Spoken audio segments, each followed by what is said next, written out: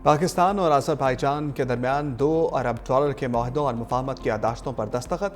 वज़ीर-ए-आज़म ने तकरीब से खिताब में कहा, अज़रबैजान के सदर के साथ इंतहाई तामीरी मुज़ाकरात हुए। अज़रबैजान के साथ दोस्ती के मामले पर तमाम सियासी जमातों में इत्तफ़ाक़ है। दोनों ममालिक के दरमियान मुख्तलिफ सतह पर ताल्लुकात नई बुलंदियों को छू रहे हैं। बाहमी मुफाद के मुश्तरका मनसूबों से दोनों ममालिक के अवाम मुस्तफ़ीद होंगे।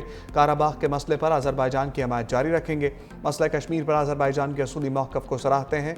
मशरिक़ वस्ता में पायदार अमन के लिए 2 रियासती हल नागुज़ीर है। सदारती महल पर वज़ीर-ए-आज़म शहबाज शरीफ को गार्ड ऑफ ऑनर भी पेश किया गया।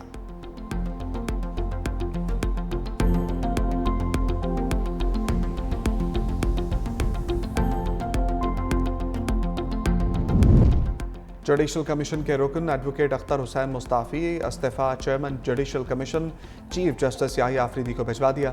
राय के मुताबिक अख्तर हुसैन ने हाई कोर्ट में जजेस तबादलों में सीनियरिटी इशूज़ पर इख्तलाफात की वजह से इस्तीफ़ा दिया।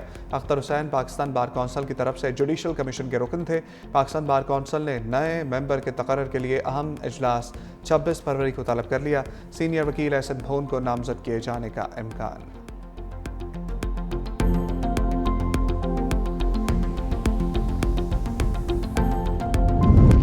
IMF वफ्द क्लाइमेट फाइनेंसिंग पर तकनीकी मुज़ाकरात के लिए पाकिस्तान पहुँच गया। IMF वफ्द के वफाक समेत सूबों के साथ मुज़ाकरात होंगे और क्लाइमेट मौसमियाती तब्दीलियों की ट्रैकिंग और रिपोर्टिंग पर तबादला ख्याल किया जाएगा। पाकिस्तान को मौसमियाती तब्दीली के असरात से निपटने के लिए $1.5 अरब मिलने की तवक्को। वफाकी हुकूमत का आइंदा बजट में कार्बन लेवी आयद करने का फैसला। IMF से इजाज़त ली जाएगी। IMF की जानिब से ग्रीन बजट में तोसी की तजवीज़ दिए जाने का इम्कान। आईनी बेंच के फौजी अदालतों में सिविलियंस के ट्रायल पर सवालात की बौछार। जस्टिस जमाल मंदोखिल ने रिमार्क्स दिए, आर्मी एक्ट बनाने का मकसद क्या था, ये समझ आ जाए तो आधा मसला हल हो जाए। जस्टिस अमीनुद्दीन ने पूछा, ये तफरीक कैसे होगी कि कौन सा सिविलियन आर्मी एक्ट में आता है और कौन सा नहीं। जस्टिस नईम अख्तर ने कहा कि अगर फौजी और सिविलियन मिलकर ऑफिशियल सीक्रेट एक्ट की खिलाफ वर्जी करें तो ट्रायल कहाँ होगा। जस्टिस अमीनुद्दीन ने इस्तफसार किया, GHQ पर हमला हो तो क्या आर्टिकल 245 के नोटिफिकेशन का इंतजार किया जाएगा। वकील बानी पिचाई ने कहा, कोई गोलियां चला रहा हो तो दिफा के लिए किसी की इजाज़त नहीं लेनी पड़ती। जब हमला हो तो पुलिस और फौज समेत तमाम इदारे हरकत में आते हैं। समाअत कल तक मुलतवी।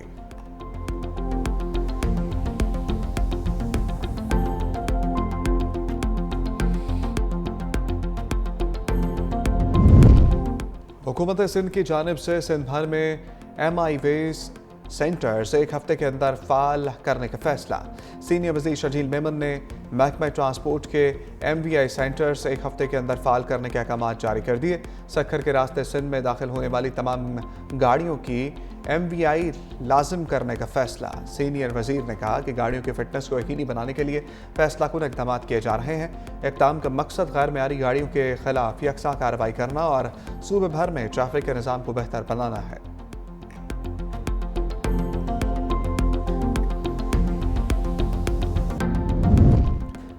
चैंपियंस ट्रॉफी का रावलपिंडी क्रिकेट स्टेडियम में पहला मैच। न्यूजीलैंड की दावत पर बांग्लादेश की बैटिंग। 5 विकेटें गंवा दी। तंजीद हुसैन 24, मेहदी हसन 13, मोहम्मदुल्लाह 4 और मुशफ़िकुर रहीम 2 और तौहीद हरदोए 7 रन बनाकर आउट हुए। आज न्यूजीलैंड जीता तो सेमीफाइनल में जगह पक्की। पाकिस्तान भी इवेंट से बाहर हो जाएगा। बांग्लादेश जीता तो पाकिस्तान के लिए अगर मगर की खिड़की खुली रहेगी।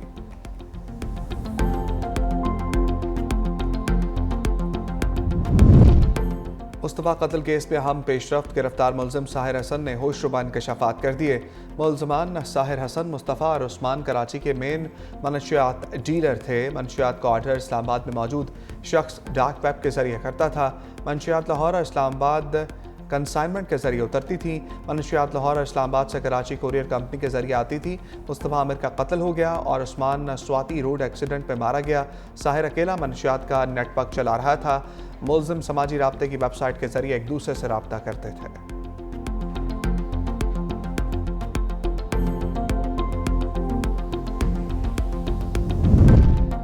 मुस्तफ़ा आमिर कत्ल केस की तफ्तीश जारी। मुलजिम अरमगान और शराज को हब ले जाया गया। मुलजिमों ने गाड़ी जलाने की जगह की निशानदही कर दी। बताया, साकिरान से शाह नूरानी क्रॉस से गुजरते हुए दरेजी के मुकाम पर पहुंचे। दरेजी से लेजानी नदी से गुजरकर बेरान जगह पर ले गए। दूसरी जानिब मारूफ अदाकार का बेटा साहिर हसन एक रोज़ा जिस्मानी रिमांड पर पुलिस के हवाले।